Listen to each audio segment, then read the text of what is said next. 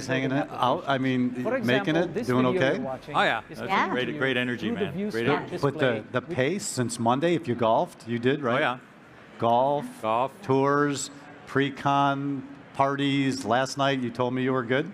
Yeah. I mean, that's what got us all excited, right? I did the tour, and wow, how amazing and how inspiring! All these new technologies, this concept in action, where you can see it.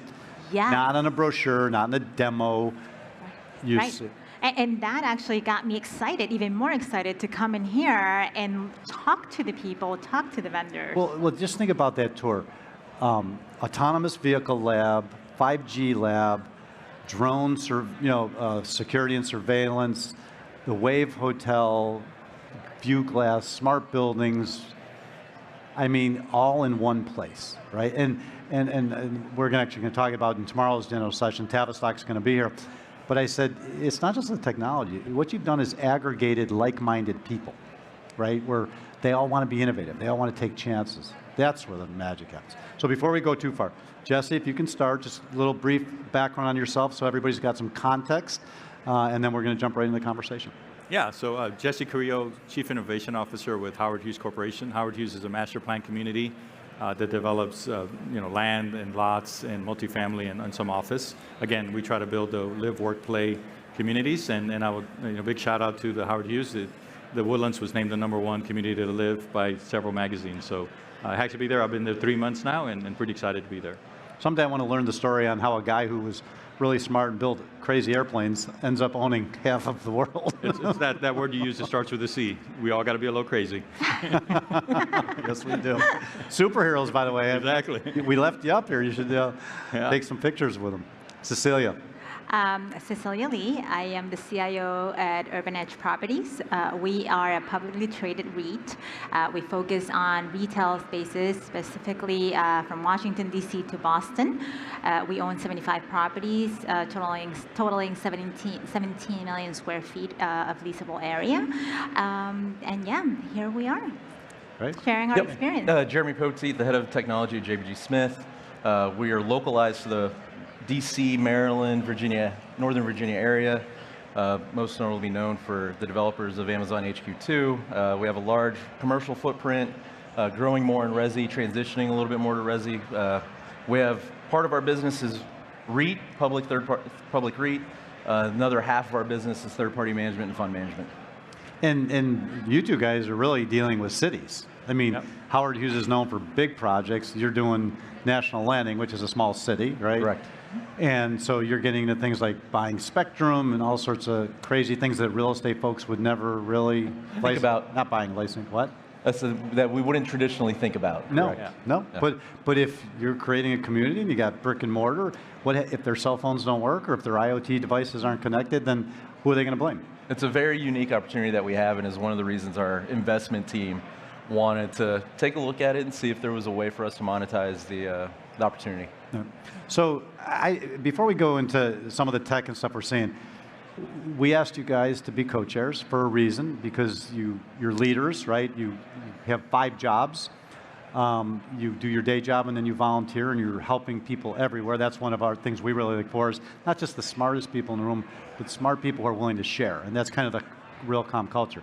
Jesse, give us just a rough idea on why you agreed to be a chair and what's the last 3 to 6 months been in the planning process.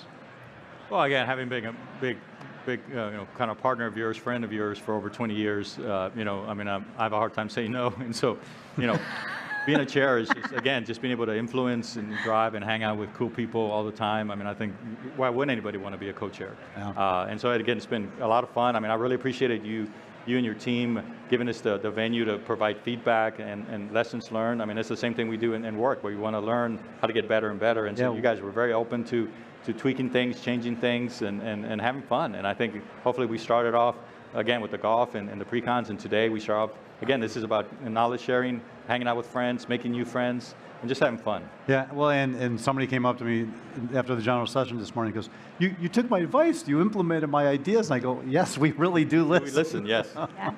Isn't that what we tell everybody? Absolutely. Just listen a little bit. Just listen, yeah. Jeremy? Yeah, for me, this is my first Realcomm since Nashville. It was really about taking the opportunity to give back to the group, participate. Wanted to, with these two, really what sold it for me, Jim, was whenever you and Howard told me who else was doing this. And I said, you know, I actually want to do this with these guys because I thought it would be fun. Yeah. And that I was very excited about that, and just to have the opportunity, and it was an honor. And because we've been on the phone and, you know, Teams meetings, everything so much, you get to know each other, right? And it's when you get put into a little project with people that you really do get to spend more time with them. And that's the problem. As much as I love conferences, you know, you see two people, you no need to be connected, you can't make the connection, they walk right by each other. And that is the fundamental problem. Like we talked about earlier today, it's not the technology, it's not the real estate, it's the people, the organizations that we can't get aligned, right? Cecilia, what I mean, I think we touched it earlier in the general session. It's about community. And for me, this community has given me so much when I was first starting in this real estate world. And I really wanted to give back and learn, right? And collaborate, right? I'm collaborating with one of the greatest minds in real estate, right? And working alongside with you. And really, it's very special, right? Because we are collaborating together, we're sharing our expertise, and we're not just giving, we're receiving, right?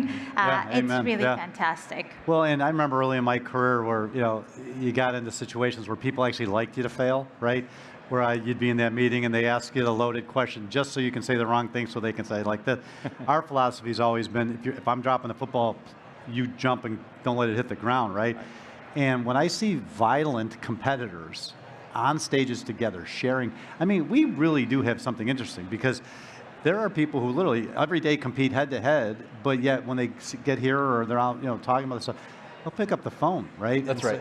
And the attitude was, don't wait for me to fail. If you see me going down the wrong road and getting ready to spend $3 million on something you spent $6 million on, please tell me to stop. Well, and it is beyond the stage too. We don't want to make it look like this is the only time we interact. Oh, absolutely. But this is just a place for us to get together, and these relationships and mentorships last forever. Yeah, last night I was at a dinner, and there was a new person to Realcomm, and he asked me a genuine question. He says, so you guys are all competitors. Like, do you guys really share? And I'm like, absolutely.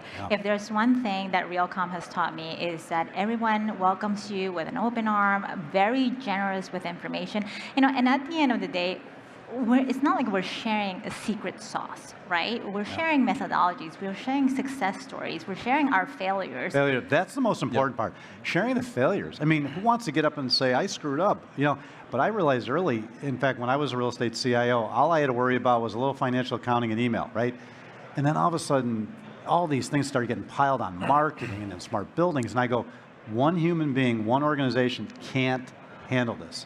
And if we really do want to make faster progress, we got to miss the mistakes, right? Well, and again, you know, I think what we've all tried to do is we realize the industry is bigger than any one of us in our firms, right? And so this is an amazing industry. We want it to thrive.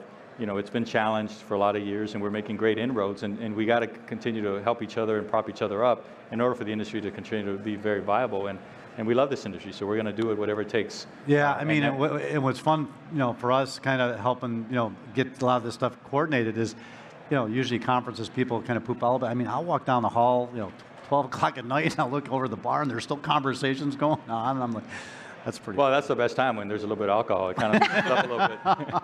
You don't want it. That's not for public television. You know some of the stories. No, don't tell us what you did last night. Yeah. What happens at Realcomm? Coming tonight. That's right, yeah. We don't give up any secret sauce. No.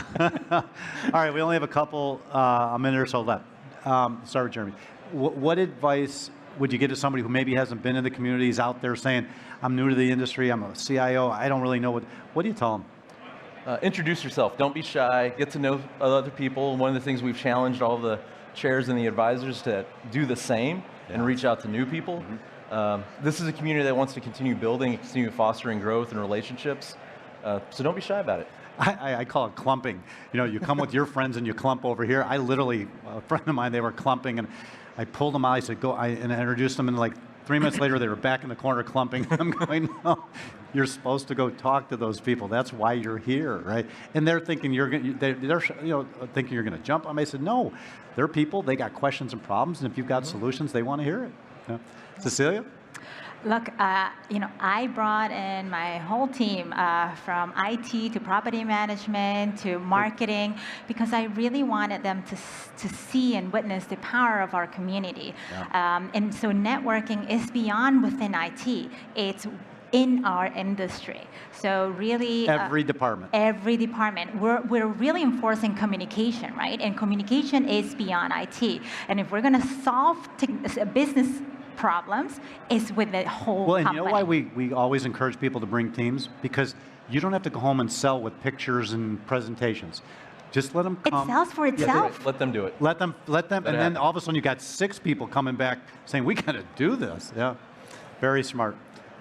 I mean, I'm going to echo what they said. To me, it's about, and I brought 3 team members, and it is, again, the more team members you bring, the more relationships can build. It doesn't have to be one gateway. It doesn't have to be me being the representation. It's impossible. One gateway is impossible. And so bring those team members, let them engage, and realize that we're all approachable. I mean, it doesn't matter who we are, how long we've been in the industry, we're all approachable. And Yeah, when we say we help each other. Keep we mean saying that because people somehow don't think that you are, right? And I've never met a community saying, look, you got a product, you got a solution, you got an idea. Let's have a cup of coffee, 15 minutes. If it's good, I'll consider. If not, I'll tell you. Yep. That simple. Thank you all so much, not just for this, but going back 6 months, the agreement to do it and the multiple phone calls, and we're getting them next year. You know who I'm talking about. We're getting them. Private joke between Cecilia and I. Stay tuned.